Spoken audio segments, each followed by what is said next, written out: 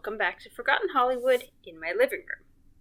So, today I was deciding on what to watch with my husband, and we thought we would watch something for a future Halloween video, being that it's the month of October and I'm making videos relating to spooky. And I plan to do a video on The Mummy, original Boris Karloff, Brendan Fraser, and I thought maybe I'll watch the Tom Cruise one and see if that works into the other two, which I have already seen. It's been a few hours since I finished this movie, and I still don't know what movie they were going for. See, this movie, it seemed to be a whole bunch of movies. Little bit of this one, little bit of that one, all blended together. So what movies did this remind me of? Well, Indiana Jones and the Last Crusade, Mission Impossible, Sahara, Van Helsing, The Librarian, Tangled, Hellboy, Army of Darkness. What movie did it not really make me think of? The Mummy. Either of them. It was just interesting that they were able to tell the story of the Mummy with the only references being the Mummy was buried alive and someone used the Book of the Dead to smack someone in the face. That's it. Oh, there's a further tie to the Brendan Fraser one, being that the Pharaoh was murdered. That was about where it ended. It reminds me of other sequels, reboots, remakes that I've seen that don't even really capture the spirit of the source material. They just borrow the names and setting and then run with it. And it's just... I don't know. But this movie had a lot going on, and there were times that it felt like I was watching a Mission Impossible movie, and not just because Tom Cruise was running away from bad guys, or in some cases running to the bad guys, but it was just the feel and the tone was a lot more like James Bond than The Mummy. You might be surprised that Tangled made the list of movies it reminded me of, but there were a few moments that I was like, you know what, this reminds me of the romance in Tangled. Did they watch Tangled before making this movie? Probably. And I must say, I was not expecting the army of zombies, but I didn't do much research into what was going to be in this movie, otherwise I would have known that they had an army of zombies. That kind of made it not feel like a mummy movie. They weren't mummies, they were zombies. There is a difference. The mummies that came to life and fought that Brendan Fraser, and the mummies that came to life in the 1930s version, they had the look, they had the feel, they had the tone of a mummy. Dry skin, the bandages, all that. These were zombies. It's a completely different animal, grotesque, putrid, just disgusting.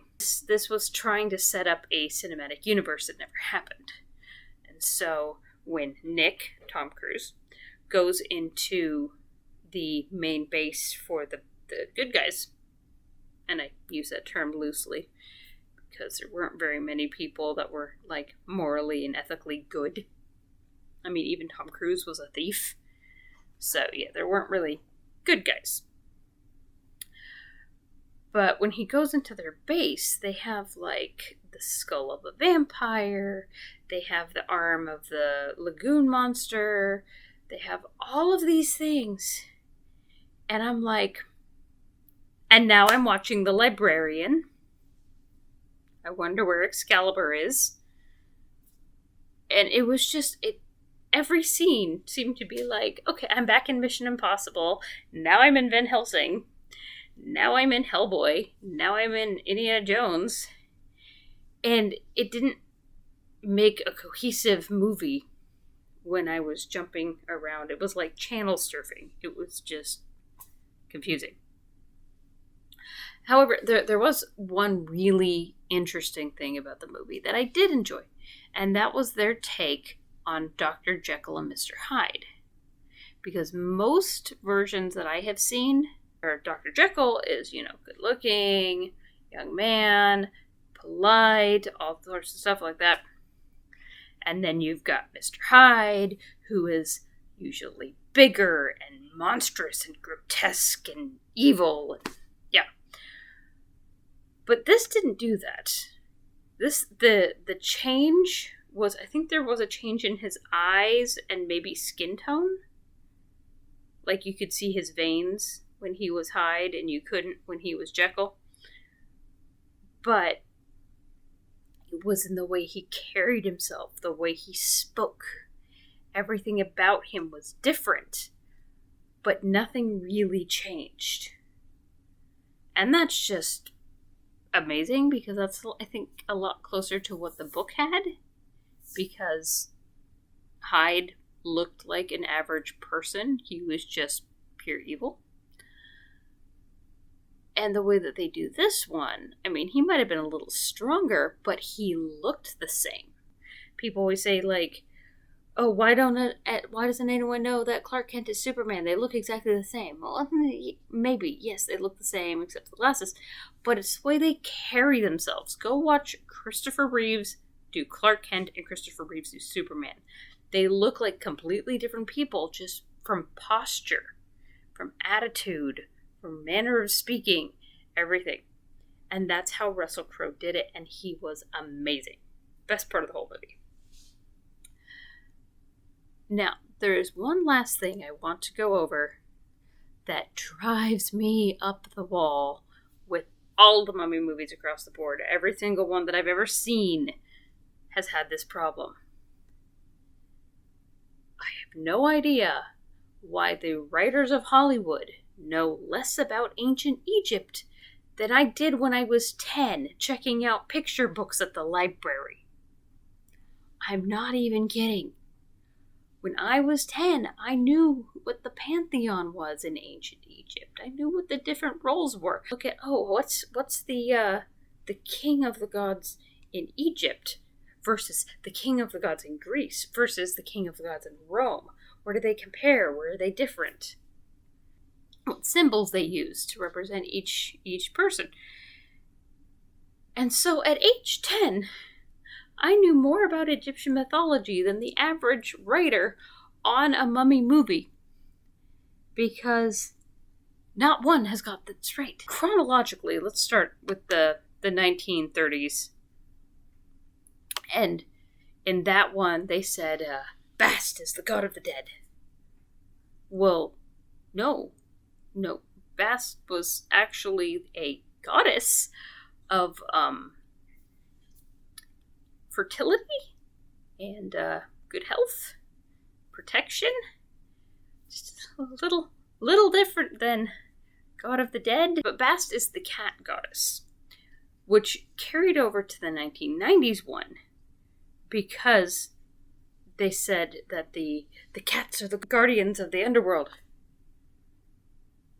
And I'm like, no, they're not. But you can apparently chase a mummy away by going, look what I got! And, no, that's not actually going to scare a mummy. It's not gonna scare any Egyptian. Because this was not a scary animal in ancient Egypt. In the 2017 version, Bast completely forgotten about. Good. Now, Set was the Egyptian god of death. Closer? Set was the god of war. No, it wasn't the god of death either. That's like saying, and then Ares was lord of the underworld. No, that was Hades.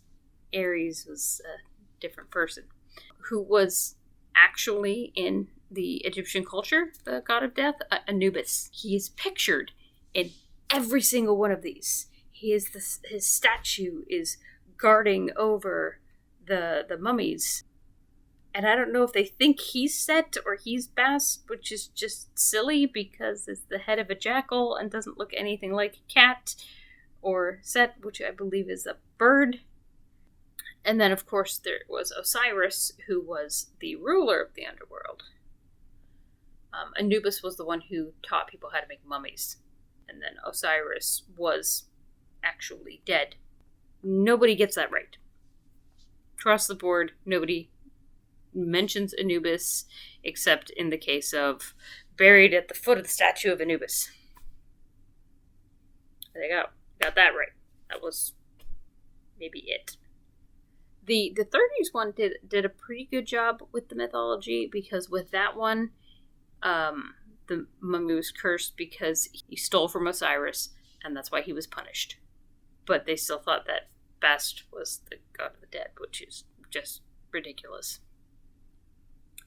But when it comes to animals that symbolize the underworld, in the first movie, it was the cat. As the mummy had a cat, and the cat actually killed for them. And then in the second movie, it was scorpions and beetles, because that's what killed the mummy. And to my knowledge, they have no bearing on the underworld in Egyptian mythology. And then in the third one, it was black birds, like crows, ravens. And again, to my knowledge, no connection to death or the underworld in mythology. Now, what beast is connected to that? I believe it's the crocodile. Ammit was a goddess, actually, who was a creature with the head of a crocodile, the front legs of a lion, and the hindquarters of a hippopotamus. And that would have been terrifying to someone like Imhotep. Because Ammit ate the heart of the unworthy. They were connected to Judgment Day. Not that one, I just couldn't help myself. But they're depicted as the creature that sits by the scales, and the heart of the deceased is tested against the feather of truth to see if they are worthy of eternal life. And if they pass, they go on to the underworld. If they don't, Ammit devours their heart, and they are cursed to forever wander, or something like that. So beyond not actually knowing how to write Egyptian mythology at all, the plot of The Mummy doesn't make sense.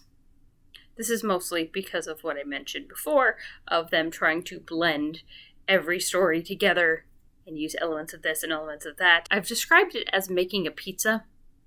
When you were trying to do a well-balanced plot, you want to get complementary ingredients. You know, you want a little bit of the salty, a little bit of the savory, maybe a little sweet, and just get a good balance. You don't go into a pizza place and say, I want a pizza with every topping you have, because it will be overloaded and it probably won't taste very good. And that's what happened with The Mummy. I couldn't really describe the plot because I couldn't really follow the plot. The historical aspects made no sense in the context of Egyptian culture. The whole thing revolves around a pharaoh having one child. I'm not sure when that ever happened, that a pharaoh had only one child.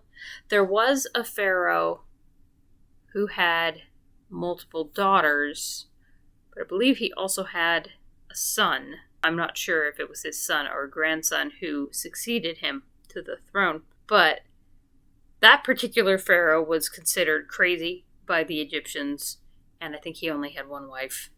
So that explains that. But the common practice was to have a primary wife and lesser wives, and then concubines. Probably had anywhere from 12 to 30 children.